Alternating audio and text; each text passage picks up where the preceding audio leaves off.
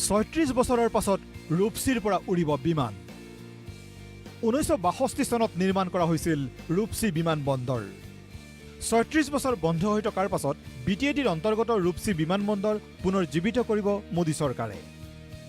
সমাগত লোকসভা নিৰ্বাচনৰ পূৰ্বে বিটিএডিৰ জনসাধাৰণক মোহিত কৰিবলৈ শুকুৰবাৰে বিমান বন্দৰটো পুনৰ জীৱিত কৰিবলৈ শিলান্যাস কৰে মুখ্যমন্ত্ৰী সৰ্বানন্দ সোণোৱালে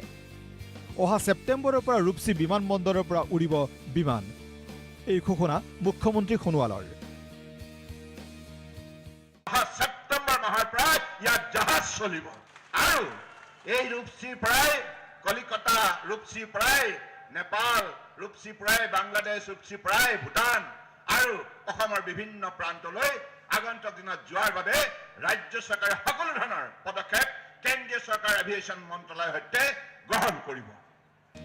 বড়ো চুক্তিৰ অন্তৰ্ভুক্ত ৰূপসী বিমান বন্দৰৰ বাবে ধাৰ্য কৰা হৈছে 69 কোটি টকা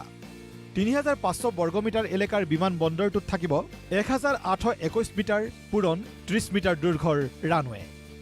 বিটিএডিৰ মুখ্য কাৰ্যবাহী হাগ্ৰামা মহিলাৰী আৰু মন্ত্ৰী চন্দন ব্ৰহ্ম উপস্থিত থকা এই অনুষ্ঠানত ভিডিঅ' কনফাৰেন্সিঙৰ জৰিয়তে ভাষণ প্ৰদান কৰে কেন্দ্ৰীয় বিমান পৰিবহণ মন্ত্ৰী সুৰেশ প্ৰভুৱে তেওঁ কয় এই আধাৰশিলা নতুন ভাৰতৰ আধাৰশিলা It is not just a foundation stone for one airport.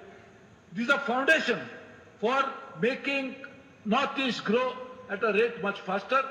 This is the foundation for New India. This is a foundation for making people empowered through air connectivity, and this is a foundation for making India prosperous and forward-looking in the days to come. Bodo চুক্তিৰ প্ৰসংগ উত্থাপন কৰি মুখ্যমন্ত্ৰী সৰ্বানন্দ সোণোৱালে কংগ্ৰেছক আক্ৰমণৰ লক্ষ্য কৰি লয় প্ৰাক্তন মুখ্যমন্ত্ৰী তৰুণ গগৈৰ লগতে কংগ্ৰেছক তাচ্ছিল্য কৰি সৰ্বানন্দ সোণোৱালৰ মন্তব্য ৰাইজক প্ৰতাৰণা কৰাই কংগ্ৰেছৰ নীতি বিটিচিৰ মুৰব্বী হাগ্ৰামা মহিলা ডাঙৰীয়াক মই বিশেষভাৱে ধন্যবাদ জনাইছো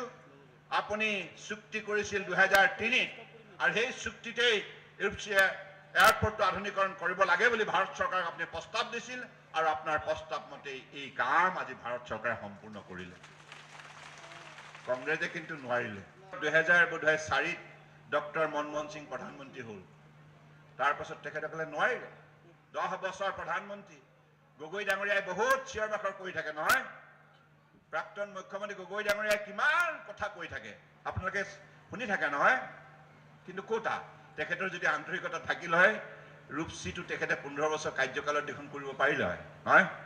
মই ইমান বেছি তেখেতৰ লগত কথা চতা পাতি মানে কি তেখেতে কৈ থাকে আমি শুনি থাকো আৰু কাৰণ কংগ্ৰেছৰ কামেই হৈছে কথা কোৱা